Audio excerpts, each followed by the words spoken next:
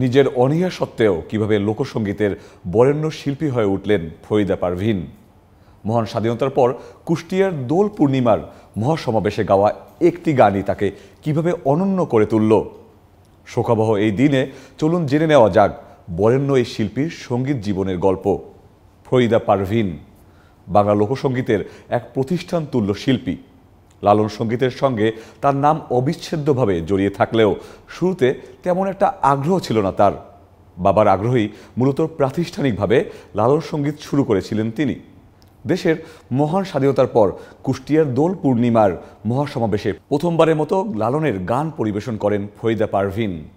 তার গাওয়া সত্য বল সুপথে চলো গানটি শ্রোতার আবেগ, উচ্ছ্বাস আর প্রশংসা কুড়িয়েছিল। এরপরও লালন সঙ্গীতে তেমন আগ্রহ জাগেনি এই কিংবদন্তি তুল্য শিল্পীর। তবে তার বাবা ঠিকই বুঝতে পেরেছিলেন মেয়ের প্রতিভা। তিনিই আগ্রহ দেখালেন, মেয়েকে উৎসাহ দিলেন। বাবার উৎসাহে মোকসেদ আলী শাইয়ের কাছে লালনের গান শেখা শুরু করেন ফরিদা পারভীন। এরপর খোদা বক্স শাই, করিম শাই, ব্রজেন দাস সহ প্রখ্যাত সাধকদের কাছে তালিম নিয়ে তিনি লালনের গানকে কণ্ঠে ধারণ করা শুরু করেন।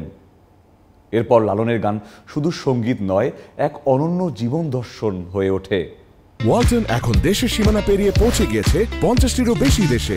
ওয়ালটন, ঘরে ঘরে বিশ্বজুড়ে। সংবাদ মাধ্যমকে দেওয়া এক সাক্ষাৎকারে তিনি বলেছিলেন, নাটকীয় ঘটনার মধ্য দিয়ে এটা ঘটে। কুষ্টিয়ার স্থানীয় এক হোমিও চিকিৎসক আমার গানের বেশ মুগ্ধ শ্রোতা ছিলেন, কিন্তু কেন জানি তিনি আমার কণ্ঠে লালন গীতি শুনতে চাইতেন। তার মনে হতো লালনের গান আমার কণ্ঠে বেশি ভালো লাগবে। তাই হঠাৎ করেই আমাকে একদিন লালন ফকিরের গান শেখার পরামর্শ দেন। কিন্তু শুরুতে লালনের গান গাইতে চাইনি। বাবা আমার এই অনীহা দেখে আমাকে অনেক বুঝিয়ে গান শেখার জন্য রাজি করান। বলেন, ভালো না লাগলে গাইবি না।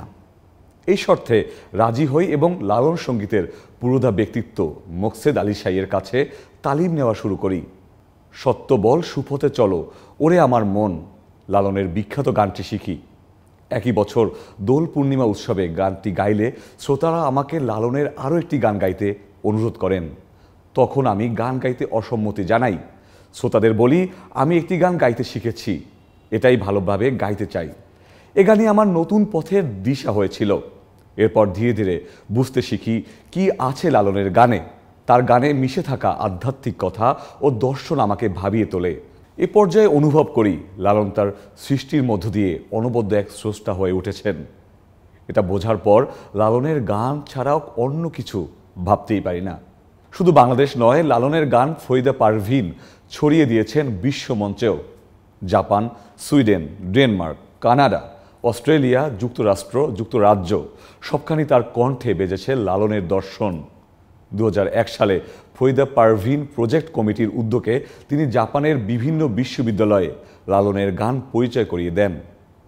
পরে গড়ে তোলেন ফরিদা পারভীন ট্রাস্ট, যার লক্ষ্য ছিল লালনের গান সংরক্ষণ, স্বরলিপি তৈরি এবং বাদ্যযন্ত্রের আর্কাইভ তৈরি করা। 1968 সালে রাজশাহী বেতারে নজরুল সঙ্গীত দিয়ে সঙ্গীত জীবন শুরু করেন ফরিদা পারভীন। 1973 সালে দেশাত্মবোধক গান গেয়ে পরিচিতি পান তিনি। পরে বাবার উৎসাহে সাধক মোকসেদ আলী শাহের কাছে লালন সঙ্গীতে তালিম নিয়ে ধীরে ধীরে হয়ে ওঠেন লালন সঙ্গীতের কিংবদন্তি।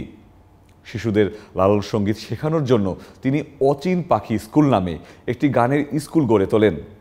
সঙ্গীতে অসামান্য অবদানের জন্য 1987 সালে তিনি 21 পদক লাভ করেন।